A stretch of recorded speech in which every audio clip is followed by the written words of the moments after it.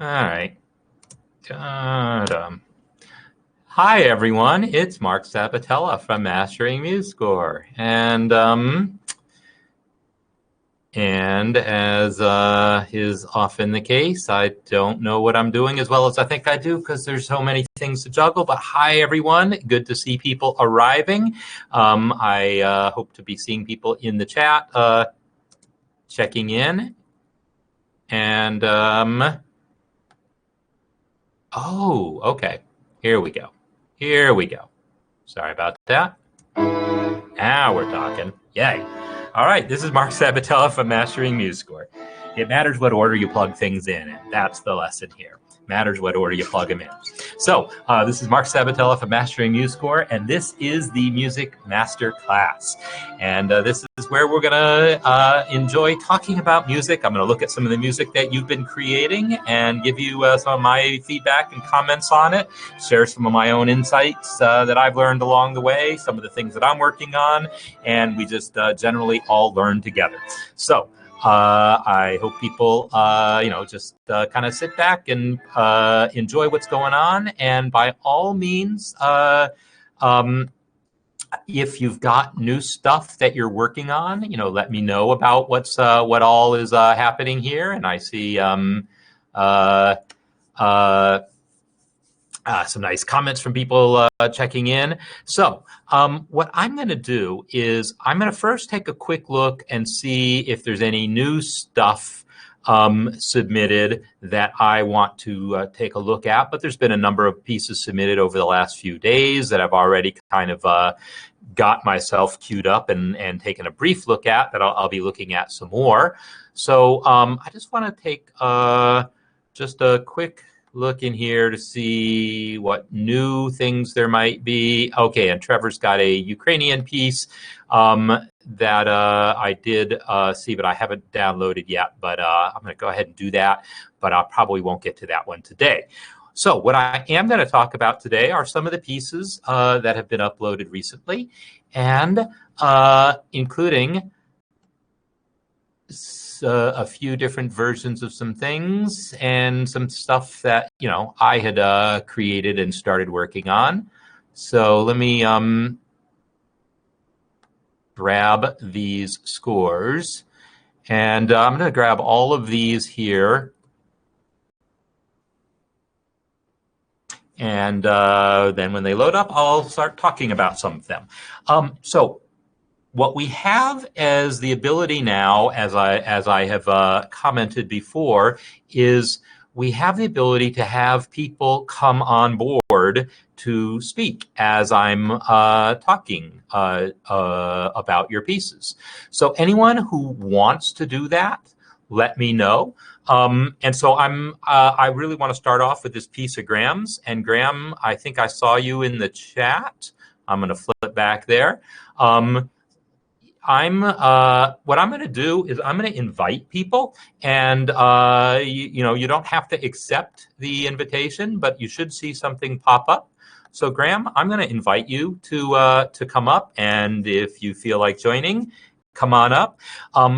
Meanwhile, this is a piece that Graham has started arranging here, and he's got like the beginnings of an arrangement and then some stuff that maybe hasn't been completed yet. He's got some ideas for some chords here. And so, Graham, if you're more interested in just saying something in chat, then let me know. And so Dave, does talking do video as well as audio? Yes, if I have you come on as a co-host, you can, it'll be just like a Zoom call. You can choose whether you're on camera or whether you just do audio. It's up to you, but you will have the option of doing either. So I'm going to play Graham's piece, and then we'll see if he wants to come on and say a couple words about it. So it's, as I said, it's sort of not necessarily completed, which is great. It means I can start talking about it, right? And give some feedback. So we're going to hear what he's got so far.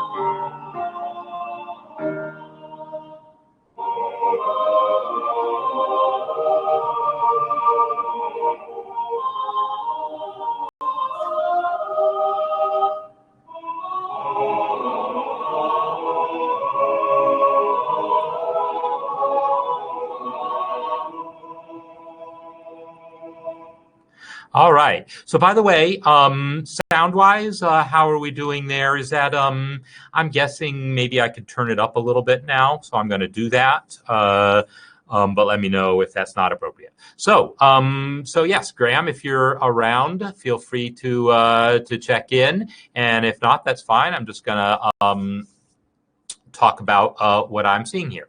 So, so the first thing that I would comment on is the thing that Dave commented on also about the ending. It changes key, right? He's got it in E flat here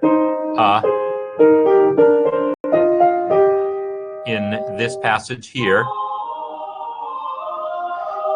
That's the key of E flat, and then it changes to the key of E right at this point right here.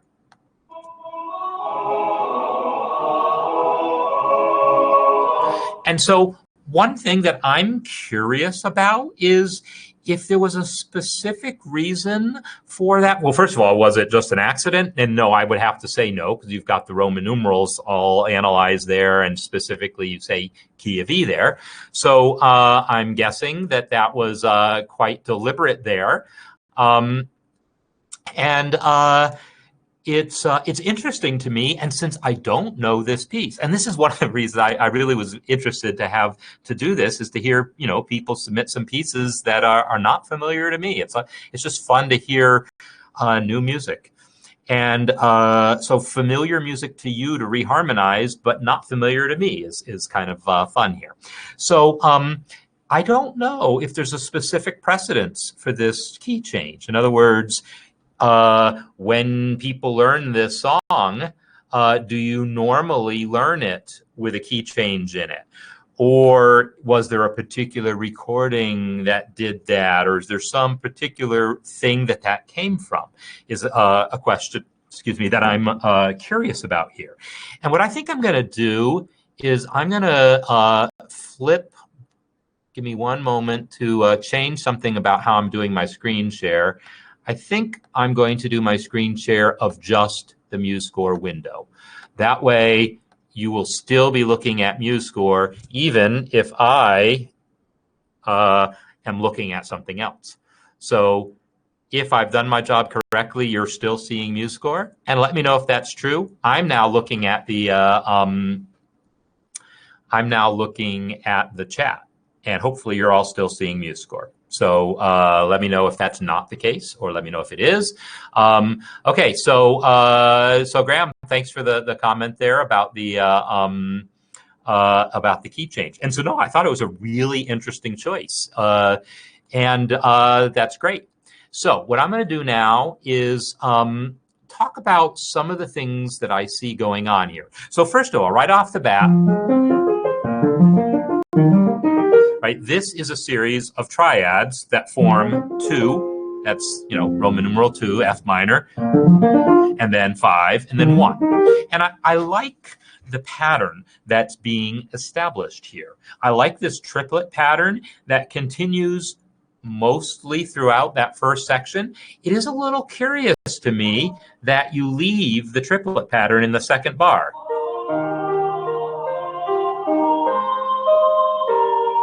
And then come back to it. And then you kind of are not using it after that, right? You don't come back to the triplet pattern. So to me, that's a surprising choice. It's as surprising as the key change. And it's an interesting choice. And I would be definitely interested to know anything that you would want to tell me about. No, can't. Oh, you can't see the music. Oh, give me one moment. Were you ever seeing the music is, I guess, a question. All right. Yes, you were, because I remember seeing this before. All right. So let me come back and go back to the music here. So what he's got are triplets, right? And then these quarter note triplets, which are really a nice little device. And then he's got the melody against that.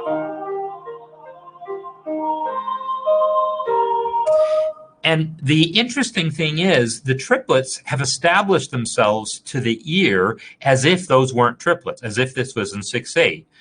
1 and 2 and 1 and 2 and, right? As if it was a kind of relatively slow 6/8. And then it almost feels like this measure is like a duple against that, right?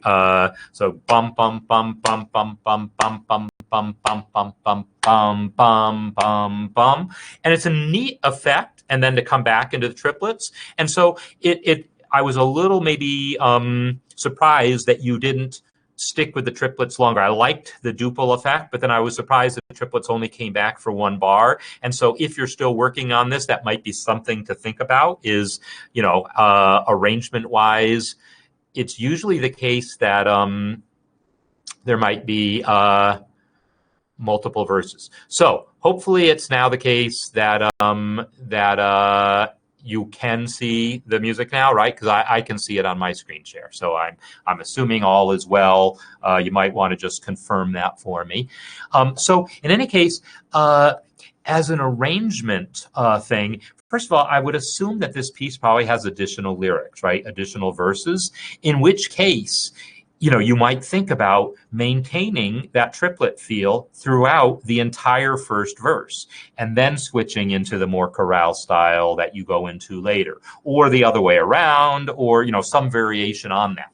So definitely think in terms of taking your time in doing these sorts of things. And good, see music now. Definitely think about taking your time in doing this. And I've made this comment, I think, before, and it always bears repeating. It takes way longer than 10 seconds to write 10 seconds worth of music, right? It doesn't take more than 10 seconds to improvise 10 seconds of music. 10 seconds of music takes exactly 10 seconds to improvise. Well, a lifetime plus 10 seconds, right? That's the line that we like to say. But improvising, you have this real-time relationship to your melody, but because it's real-time and because you're so invested in creating it, it's hard to kind of keep track of how the passage of time is. Because you're so wrapped up in it, it can be really hard to follow that. But it's that much worse when you're composing, because you might have spent an hour, you might have spent more on those first few measures. Well, maybe not those first few, but the next few, I'll bet you spent more. Bet you spent hours on. And so it's typical that you might spend an hour on 10 seconds of music. And you might think, oh God, they're tired of the triplets by now. I certainly am. Because you spent an hour on them, but we only heard them for 10 seconds, right? So maybe that's been your plan all along, but no, I think not. I think that you've got that going on in your mind where you are more invested in those triplets than we are because you've spent longer with them. And I only heard them for a few seconds. I'm not bored yet. So that's one comment. So I would definitely recommend a whole verse of that, or at least half a verse of that, because this is the second. I would maybe keep the triplets going up through here.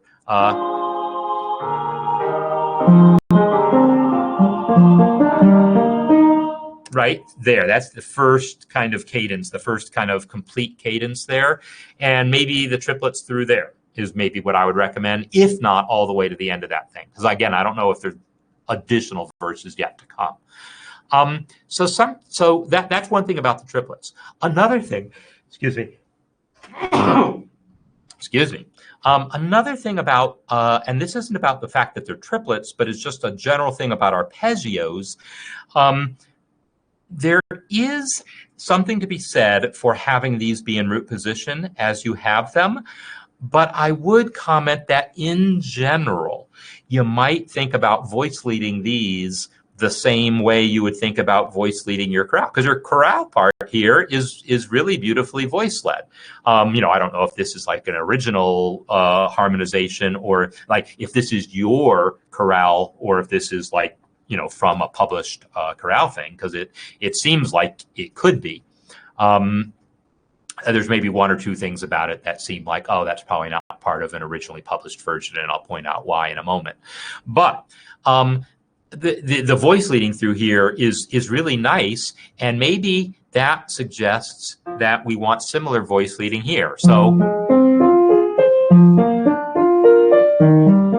what I did is I put this guy in root position, but instead of putting the next one in root position, I put it in an inversion. so that the voice leading is this.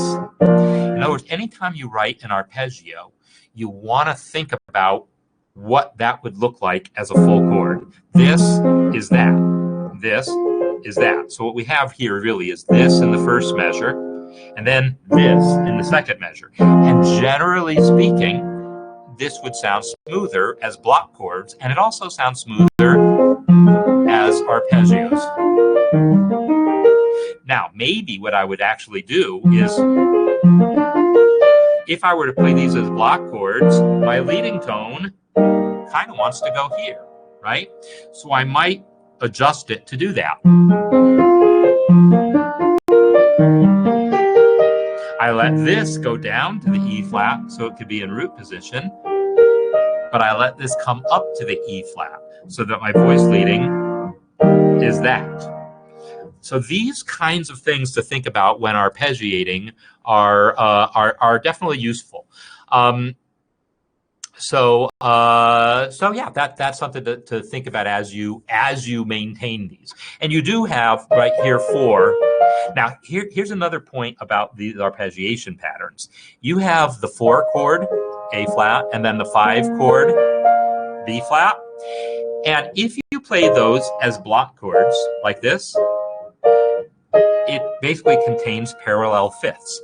And parallel fifths are these like, horrible, scary monsters that we learn to run away from in studying music theory. But they're not that. They're things that you avoid in certain contexts. And when you're doing this chorale style harmonization there, yeah, the parallel fifths would be something to avoid. But in point of fact, in piano accompaniment, moving triads like that from a 4 chord to a 5 chord in root position or vice versa is super common. Yes, some composers will sometimes look at as making, using inversions to avoid the parallel fifths there, but it's not something to really stress about. So I'm not pointing it out to say that you need to change a thing, but if anyone is looking at that and wondering about that, that is an observation. Now, I will say the standard advice, and this goes whether you're doing a chorale style thing for voices or whether you're doing this for piano, the standard advice when you're going from 4 to 5, because that's super common, chords that go from 4 to 5, that happens all the time. The standard advice is then to move all the other voices in contrary motion, and that avoids the parallel fifths and just sounds nice in general. So if the root goes up from 4 to 5, bring the top voices down, or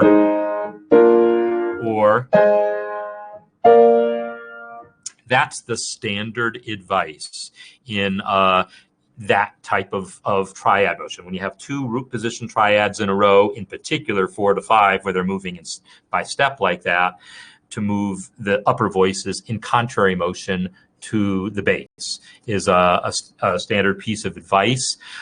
It probably applies a little more to voice writing, like this chorale type section, than it does for piano writing, but it's worth knowing about. All right, so yeah, now what he's got here in this harmonization here, I really want to look at it.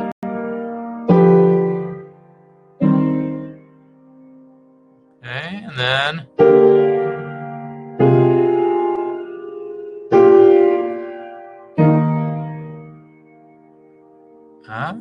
+6. I'll have to ask you about that in a second.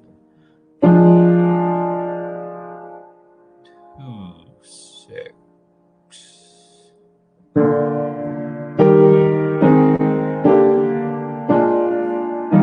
All right, good. So the voicings here, I don't know if your plan is to convert this into 4-part harmony in the voices, or if the intent is to just keep the 2 voices on top. So Graham, if you want to comment about that, I would love to know if that's the plan, is to keep that, or if that just hasn't been done yet. But one thing that I will say about the voice leading in here is mostly good, but there's a few places where there's things you can get away with on piano that won't translate as well to voices. And so it's worth commenting on. So some of this is leapier than it needs to be. like here, going from this G chord here, this G7 chord, to that C minor chord, that sounds quite smooth, right? So harmonically, that's great, right? That's a secondary dominant. You're tonicizing that sixth chord. Beautiful. Love it. Harmonically, I love it. Voice leading wise, there's two things about it. One is the alto part going, da, da, doing falsetto so I can get the octave right. Ba, da. That's a big leap down and then immediately back up. And I feel like you could probably have done some different voicing, in particular of this chord here, because there's another thing going on with this chord that's contributing to that. The spacing between the tenor and the alto is more than an octave. And that's one of the things that it's not like you can never do it, but it's definitely something to watch out for. And I think it's contributing to what's going on here. That big spacing there, then the nice spacing here, the octave between the top two voices is not a problem at all. It's more than an octave spacing that's maybe more problematic. And this is only barely more than an octave, so it's not a huge problem. But you've changed where the gap is, right? You had a big gap between the middle voices, and here the big gap is between the top voices. Well, that's why you have that big leap there. And I would claim that that doesn't need to be the case. You could have not had such a big gap here. And so, for instance, even just if I reversed the alto and the tenor so that the alto has the F and the tenor has the G. Now, suddenly the alto's leap is only a fourth instead of a fifth. It's there's another issue with that F that I'll come back to in a second, but that kind of thing is perhaps worth thinking about. Here's the other thing that's worth thinking about. This F, regardless of which voice it was in, let me go back to the previous version. This F is the seventh of the chord, and the seventh of the chord normally wants to resolve down to the third of the chord. So really this F wanted to come down to an E flat. And then the question is, would it have been okay to have two E flats and two C's in there? Well, maybe not, but maybe if I let this guy be a G. This sounds a little funny on the piano because I'm aware of it going from 4-part harmony to 3-part harmony because two voices are doubling the E flat. But if this is to become voices, you won't be as aware of it because the tenors and the basses are different people, right? And so you won't be as aware of the fact that the harmony felt like it got thinner there. On piano, I'm a little more aware of it. It's even then not problematic. And of course, you could just let the bass, you could just let it be in root position. That would also solve that nicely. And in fact, that might be a better choice anyhow, because you just had an E flat in the bass.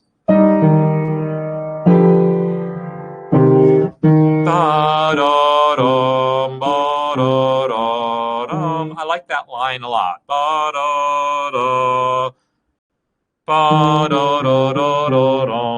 That's a nice line. It's also nice, fine, too. But I didn't necessarily need the repeated E flat there. So that's something to think about in the voicing there. But also, if these were then reversed so that this guy had the F to the E flat and this one had the two G's,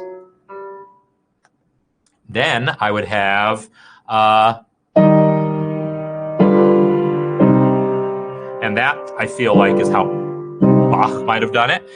But then also, I feel like in this case, I probably would have been okay, a little more okay with coming back to the E flat, and I would have 4-part harmony again.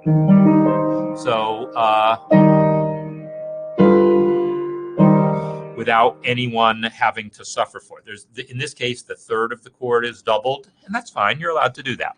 So in any case, that's one of the things that I would think about in this piece here is how some of that doubling is working there.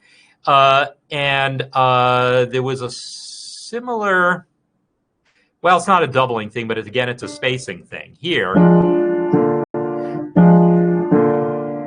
having these two voices leap all the way from down to there and then come back here, this makes a ton of sense on the piano because it's basically an arpeggio. It's like we do this kind of thing, moving in thirds, especially if we can do it in two hands, or if we can split it up into tenths like that. Really nice pianistic kinds of things. Vocally, this might be a bit more awkward, though. In particular, this leap from the A flat to the D and then back up to the G.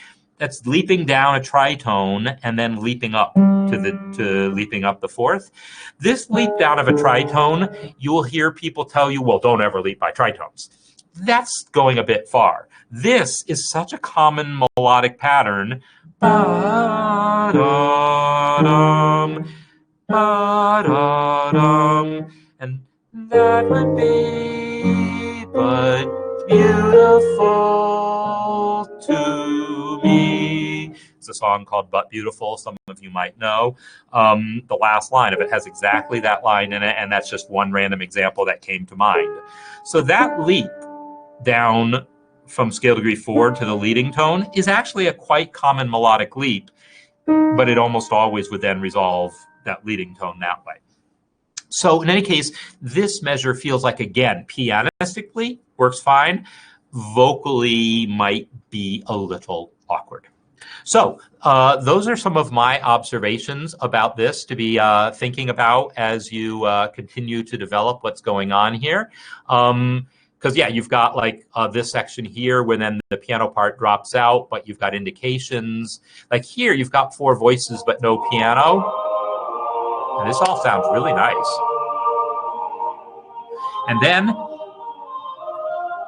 I don't know if it's just that you haven't finished voicing that yet, or if you really wanted it to thin out like that. Thinning out like that could be totally fine. Again, there's some, if I just look at it for what it is, there's one little small change that I might suggest, and it's that same thing in reverse. That same thing of ba-da-dum. If we're going to leap the other way, D, A flat, it wants to come down to G. And I feel like here might be stronger if I got to hear 4 to 3 in this voice here. Now, if there's more voices being added and that A flat happens somewhere else in the voicing, that's all fine. But I feel like this is a slightly stronger approach to the G. Approaching 3 with 4, scale degree 3 with scale degree 4 is really a strong thing.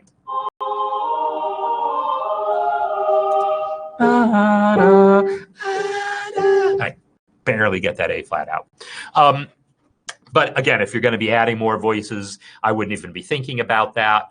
Yeah, then someone would probably say, oh, you shouldn't have left that tritone. And I would say, yeah, but it's okay. It resolves okay. I think you can get away with it, even vocally.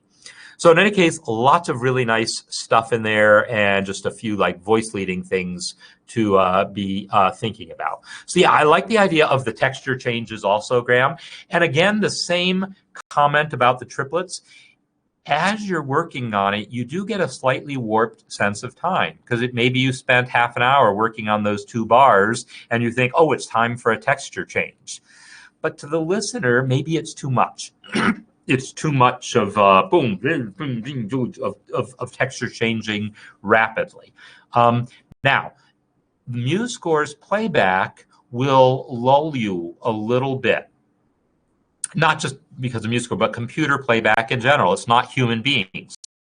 The changes that happen with real human beings are different than the changes that happen with a computer. I'm not going to say that one's a bigger change than the other. They're just different.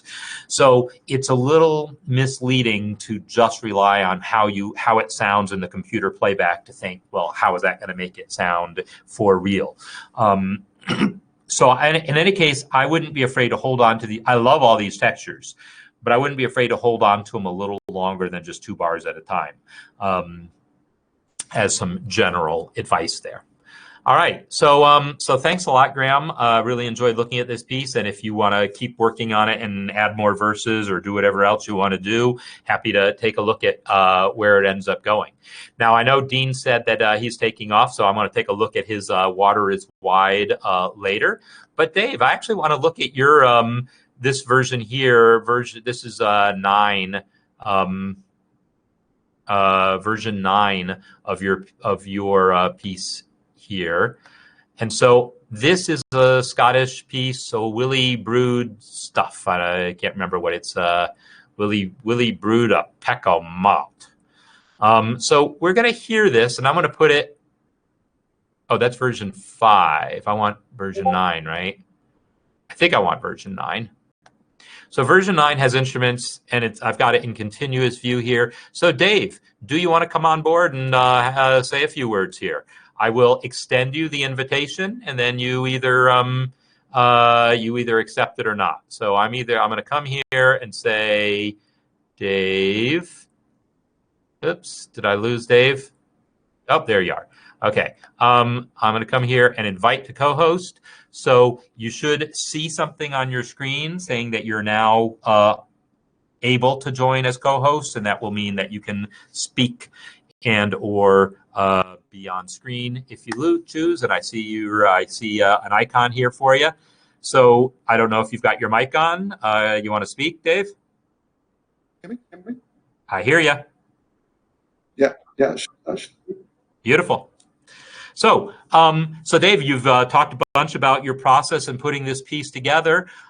Before I hit the play button on it here, on this version 9 here, well, first of all, is there a different version I should grab? That's the most recent, complete version I see.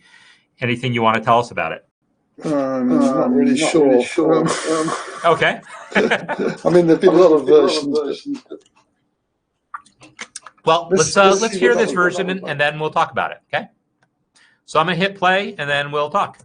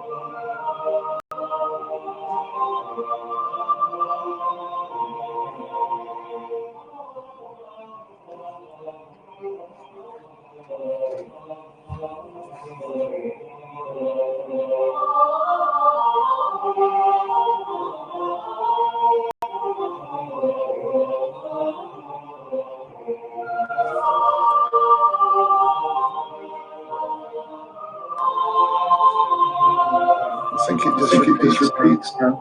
Okay. I'll go to the end of the phrase and then hit the stop. All right, cool. Yes, I didn't turn off my repeats like I often do on these things. So, yeah, no, this is really nice, and obviously you're still working on other ideas with this. So I think you've done a really nice job of A, picking some chords, and B, voicing those chords. And, you know, we talked a little bit during office hours about the issues that come up when you try to have different rhythms here. And I like what you're doing by, it starts off right at the beginning. I like how this works where you get to hear entire phrases, Willie Brewed, at 2 different tempos.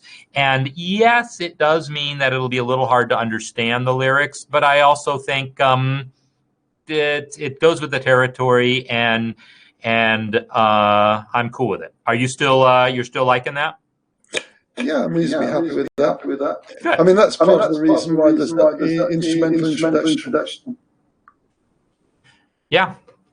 Oh, yeah. And so that's also certainly always a possibility, is to say, you know, if you have concerns about the understandability of the lyrics, to only do this kind of stuff during an instrumental section. Another idea, as far as that goes, because I know Joanne was really concerned about the understandability of the lyrics, and I think with good reason to be concerned. Being concerned doesn't mean avoid doing this, but it does mean have concern. And one thing that could be considered is to have a first statement of the melody without that. In other words, have the first statement be simpler. And then once people have already kind of got the melody and some of the lyric in their head, then do that first verse again, but this time with the counterpoint, right? You know, it ends up making the piece longer, and nothing wrong with that. Well, in actual fact, the first 8 bars are pretty much the same as the next 8 bars, except I just switched over the flute and the viola. True. Yeah. And so what you could consider doing is remove some of the like if this is going to literally be a clarinet, then you don't have a lyric problem. But if you're actually envisioning this being a singer doing that, then you know, maybe have them either don't do it the first time or do it on nonsense syllables like ooh, which are you know, less likely to interfere with our perception of the lyrics. The lyrics are there just to keep it there in the text. Okay. So are you envisioning this being actually played by a clarinet then? Could be. Okay. Yeah, I think it would, you know, it would totally work nicely to have flute and clarinet with the voices there. I wasn't sure if you were just doing that for playback purposes, or if because you actually have the voice parts up here. So yeah, I don't know if this is meant to be purely instrumental and then purely sung here. Was that the intent then? Purely instrumental and then purely sung? Well, it was. Well, I actually quite surprised at the sound of it. Yeah. It's yeah, well right now the sound of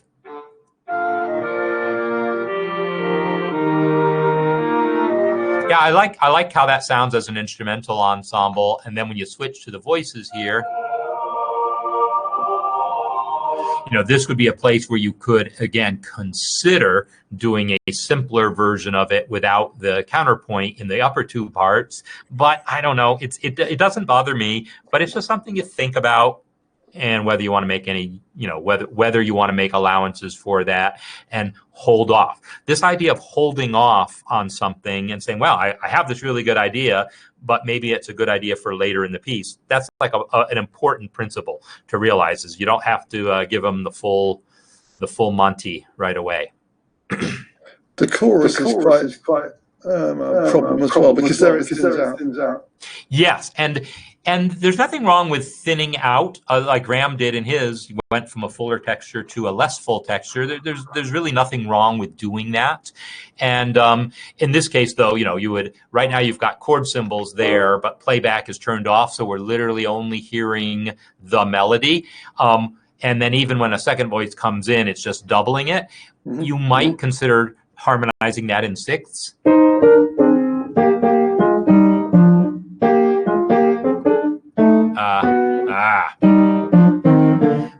Parallel sixths or parallel thirds, which is, again, one of the techniques that got talked about in the Jazz Piano Holiday course.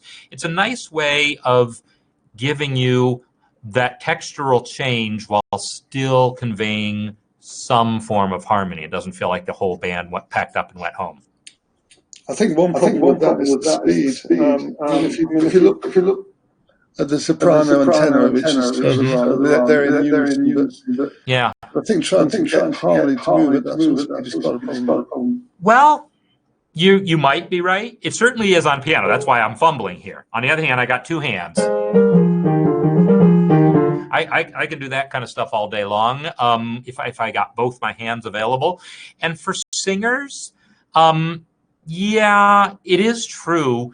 That is a good observation that fast-moving passages in harmony do sound a little funny. That is a good observation. I mean, it might make sense to have some of the voices going for more of a choral style. Yeah, but if we're trying to hold on to your textural change of lightening up the texture, now another thing is leaving out the 16th notes.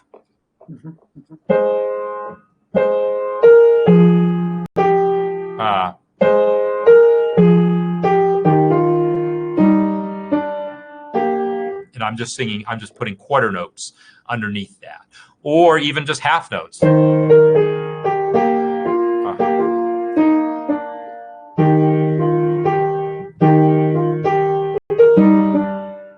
Right? So things like that where you're using that idea but keeping the other parts simpler so that we still have the idea of it being two-part harmony and therefore a big dropping down of the texture, but without that issue. Now, here's one of those things, again, where I'd want to hear actual singers to decide. My guess is that this would work in those parallel thirds. My guess is, I mean, when I think about Irish and Scottish folk singing that I've heard, it very often involves people singing in thirds and sixths at a pretty good clip. And I don't know, you might be surprised. Thank you. Do we have any singers out here that want to comment about that? Yeah. Oh, Dave's echoing. Wait a minute. Dave's echoing through the computer. You're right. Dave is echoing through the computer. I'm so sorry about that. That is because audio output through headphone. Dave isn't supposed to be. He's supposed to be coming in through the headphone. Dave, could you say something again? Hello? Hello? Yeah, it's coming through my speaker, which it definitely should not be. This seems to be Circle doing something wrong. And it's not, I think, through mine because I've got headphones on today. Yeah, no, it's at my end. I'm hearing it through the speaker, and I shouldn't be hearing it through the speaker at all. So let me... What the heck? What the heck? All right, let me try something here. Dave, say something again. Something again. Good. Now I heard nothing. Dave, say something again. Something again. Ah, yay. All right, so I don't know what it was. I had to change it and then change it back, but now you're in my headphones where you belong. So, folks, I'm sorry about that. Yeah, I am sorry about that. I that's why I took one thing off my ear. So, yeah, probably a lot of that conversation was not as intelligible as it should be, and for that, I apologize. It's still always it's always a work in progress in learning how this stuff works. So what I want to say something for a minute. Yeah, go ahead. All I want to say is that in the earlier talking, I was getting echoing through my headphones, and I'm not getting any of that now. So I'm actually just have to listen to myself, whereas before I was getting about Yes, that's the same problem. So I just fixed it for everyone there. Okay. And I actually know other things that I want to do to make that even go smoother in the future. But yeah, that should have worked because it said it was going through the headphone. I don't know if you saw that, but I had set it to go through headphone. But for some reason, your voice was coming through my speaker, even though I told it not to. Okay. So the one thing that I want to talk about here is about the chord choice. 90% of the chords, I think, are absolutely nailed, but there's two places, one of which I mentioned before and another place I didn't see until now, where I feel like I want a slightly different chord than what I'm seeing. And so I'm going to switch over to here where I don't have to read transposed stuff and I don't have to read alto clef to show where it is. So I'm going to play here and then show you the two changes that I think the melody asks for.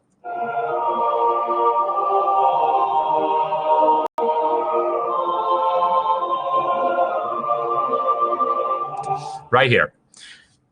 The melody comes to a C here. I really feel that there is an F chord in the middle of that measure because that's what the C is there for, and then going back to the B flat chord. So as far as the basic harmonization goes, I definitely feel now. I'm not to say that you can never have a C over a B flat chord. It's more just thinking about how this feels. This feels like a half cadence at the end of a 4-bar phrase. Ba-da-da-dum, and then da-da-da, and then going into one there. So I would definitely think about an F chord there. Oops. An F chord here. And then also going forward,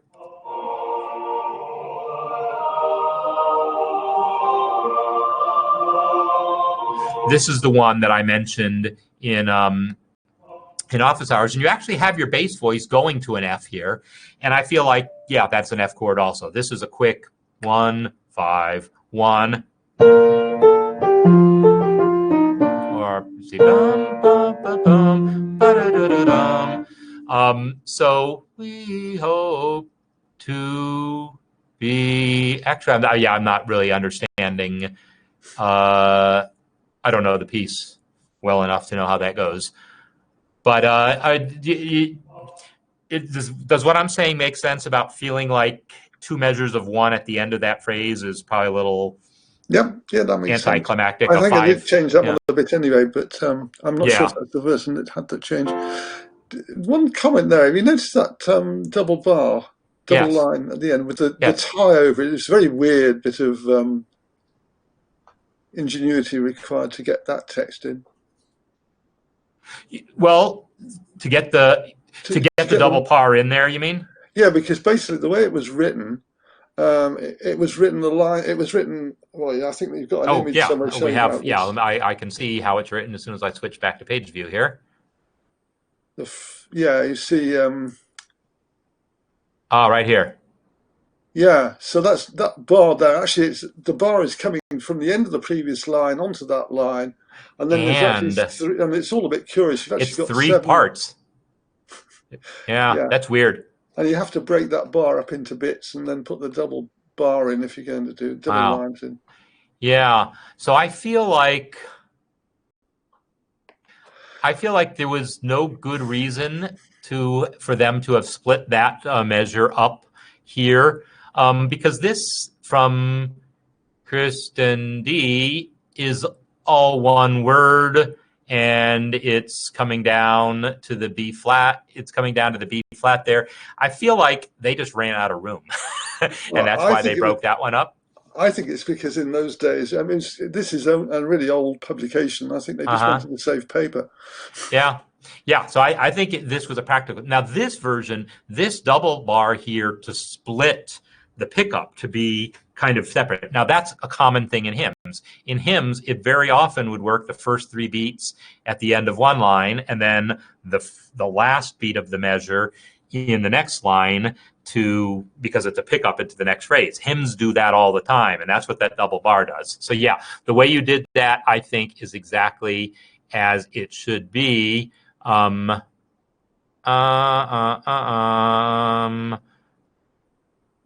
lost track of where that double bar is. Oh, there it is. Yeah, and so yeah, there was no reason to have split one beat off of this. So no, I think the way you have that is exactly right. So you split the measure, put the double bar there, and then you would have the ability, if you wanted, to put a break there and have that typical hymn thing of the first 3 beats before the double bar, and then the last beat. I think this is a different place, but it's the same idea. So yeah, I mean, this is definitely a common thing. In some places, it's got 3 beats, and in some places, it's got 7, 8. Yeah, 7/8 notes, because that's how I realized this isn't the same place, because that's what it was in the other one. Yeah. But yeah, the same idea definitely applies. Yeah. So no, I think this is off to a really good start, and all the things that you're trying are really interesting to try about. By the way, this here, so I think I know maybe what's happened here, where this image, there's like a phantom second image here. Mm-hmm. Did you paste 2 pages worth onto this? Is this like a second page, or is that the same page twice? I can't even tell. No, I think it was the same. Well, one is a higher resolution version, I think. Okay. Which I was trying to overwrite. Gotcha. What I can tell you that I'm pretty sure has happened here is that you managed to drag one of the images off the page. And MuseScore does not like that and does not handle that well. So what's happened is, like, I can't even select this image. I can select and drag all I want. This image I can't even select because this image here belongs to the first page, but has been dragged onto the second. And now it's like this weird ghost image. So I'm going to return it to the first page by right-clicking this image here and then saying, select all similar elements. Now all my images are selected, including the ghost one, and I'm going to hit Control-R. Now they're both back on the first page, and I can decide what's going on here and who needs to be there and who doesn't need to be there. So it looks like this version has a bit of the second page on it. This version doesn't. And so, yeah, I'm not sure what your intent was. You probably moved it off the page to get it out of the way, but that's why you saw a ghost of it on the next page. Yeah, I found another way of getting rid of it, actually, which is to, if you save the file as an MSCX file. Yes. Yeah, then it won't. It gets rid of the images that aren't needed, I think. Yeah, it gets rid of all the images. The MSCX is just plain text. So there will be no images. There will just be a link to an image. And then as soon as you move that file or delete an image, or, as soon as you move that file, the image will be gone. MSCZ incorporates the image within it. MSCX just has a link to the image and may well break. It definitely won't upload. It definitely won't upload. If you try to upload your MSCX file, or share it with someone, email it to someone. One of them has it in as a link. So on my machine, it would still show the image. But I think so. Did you see? So could you still see the image when you saved at MSCX? Because to be honest, I'm never sure. If you then close the file and reopen it, I'm never sure if it's going to still save the image. Yeah, I was able to see it still, but I was able to get rid of the very large image that I didn't want. Yeah, and that would definitely do it. That would definitely do it. So what you're saying is that it leaves a link there, and then if it's in the same place in my file system, it'll still appear. But then if I upload it to MuseScore or somewhere else, then it might not. Now it might be smart enough during the upload if you pick Save Online. It might be from within MuseScore. It might be smart enough to upload the image too, but I would not trust that. Yeah. I would only, if you've got images, I would only use MSCZ to share in any way to be safe. Okay. Because the way it works today might not be the way it works tomorrow. I'll keep working at it. Thank you. Yeah. Okay. Sure. All right. So that's what I think we have time for today. And because Dean is not here, I want to look at his piece next time. But I do want to comment about a couple of things here before I go. Well, one of them is this really interesting piece from Dale, aka Marc Sabatella. I don't know how we say the name, but it's really interesting. It's like a totally different vibe, and there's a lot of interesting stuff. So I want to talk about this next time. And the other thing that I want to do is, last time I took that Ron Miles piece and looked.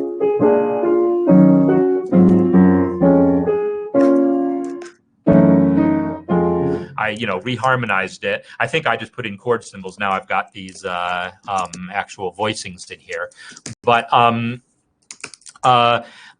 yesterday during the cafe, right, I took Down in the Valley and worked on that a little bit just to get the music in. That's going to be my next little project, is to reharmonize that. And those 7-bar phrases are a nice, interesting challenge. I started working on it yesterday, but I'll work on it some more over the coming week and see where I get with it. So in any case, keep doing this stuff. It's been really fun seeing the music that people are coming up with here. So I want to thanks everyone for being here. And actually, I wonder... Just one thing. Can you still hear me? Go ahead, Dave. Yes, I can still hear you. Yeah. I've got leave at the bottom. I mean, if I do leave, will it leave or will it just put me back to you? That's a good question. I wouldn't go to leave at the bottom. Did anyone else who's ever come and joined could let me know? I would expect that there's a thing that says stop being co-host or something, but I don't have a button to kick you out of co-hostness. But yeah, you shouldn't need to leave. Oh, wait a minute. Let me see if I can do this from here. Dave, co-host. I can remove you as co-host, so I'm going to do that. So Thanks again for being here, Dave.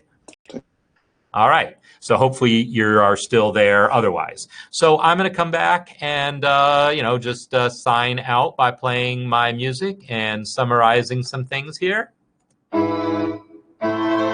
Thanks again, everyone, for being here for the Music Masterclass. Always an interesting adventure while we check out people's music and see what they're working on and seeing what kinds of things come up that I can comment on. I'm really enjoying doing this kind of thing.